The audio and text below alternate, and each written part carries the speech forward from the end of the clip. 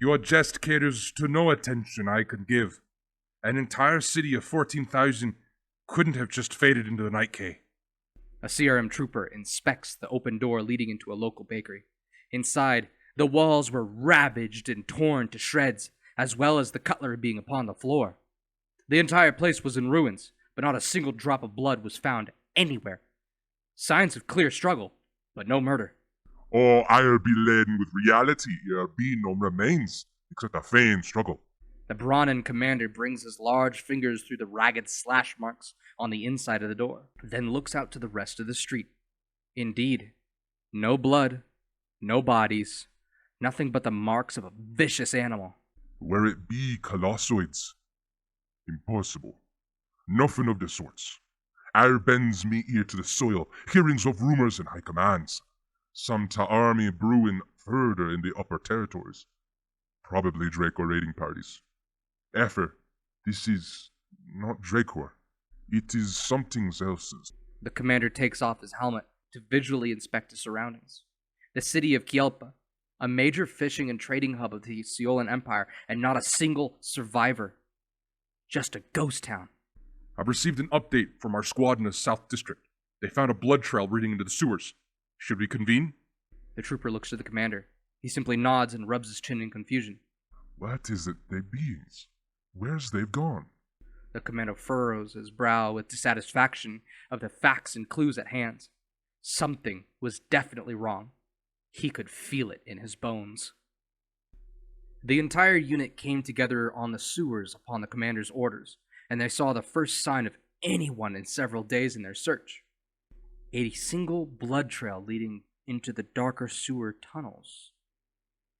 The troopers held their ground, pursing their lips at the sight of the blood. A long green stretch of splatterings, the entire walls from side to side. It was a harrowing sight. The commander steps forward and takes the front position. The tunnel was a bit smaller than himself, so he had to duck down and crouch walk through the tunnel. He looks back and expects his men to be following, but they stood fast. Where yous troopers? Give chase, lads. Fairer into the limning lights. The commander waves them all in, and one by one they trail behind the commander into the darkness below. Slime, standing water, and a stench of sewage filled the very sensitive senses of the Brahmin. Extremely rancid, so he puts his helmet back on to avoid his senses being overloaded.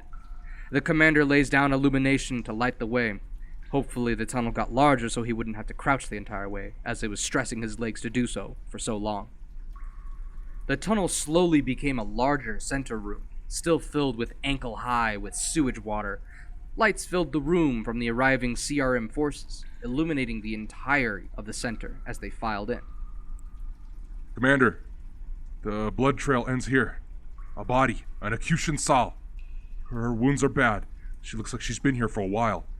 Get a medic over here. A trooper waves to the medical trooper, and she rushes over to the woman laying up on the wall. She went through her procedures to check for life, and she shook her head. She's gone, Kay. No more life in this one. The medic turns the corpse over, then reels in disgust as maggots fall from her back into a wet pile.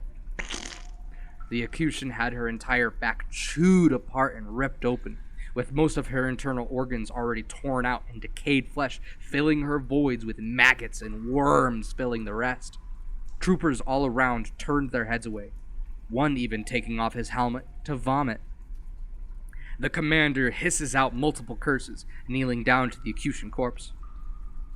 Effer be. Toppin's no fin. The Draco were this violent, but... The commander stops and swings around in the tunnel as a visor picks up an unknown signature. Everyone follows suit, raising their cobalts to the source of the signature detection on their helmet. No audio, but small traces of heat were detected, just like the Dracor. Their bodies weren't known to be warm, not like the Seolans. In fact, they were reptoids, cold-blooded creatures from the adjacent territories next to the Empire, so they were quite close, and the commander thought for certain they had started another raid on this sector. Suddenly, a trooper exclaims as he is dragged backwards into a sewer grate by invisible hands.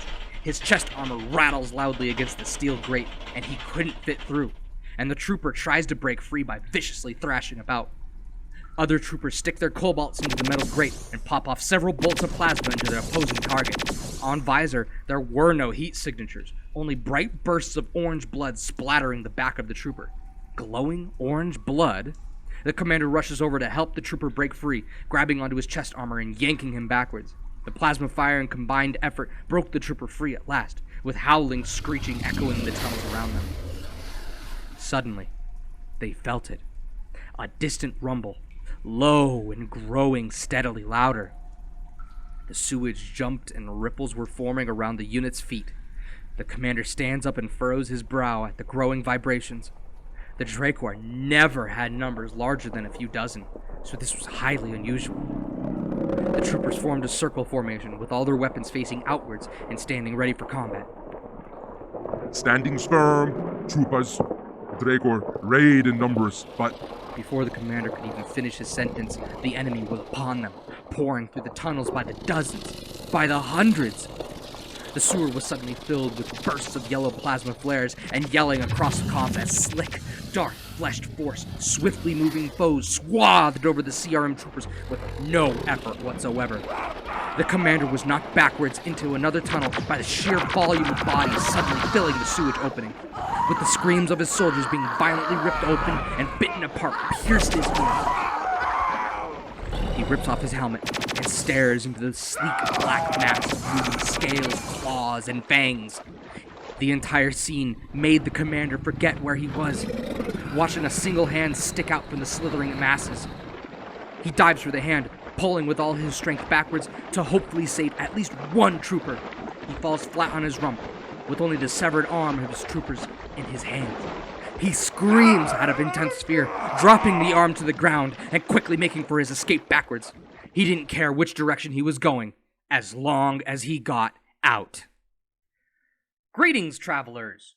Krog Vitnel's first target was widely known, Planet Illion, which he took and consumed everything and everyone, leaving very few survivors.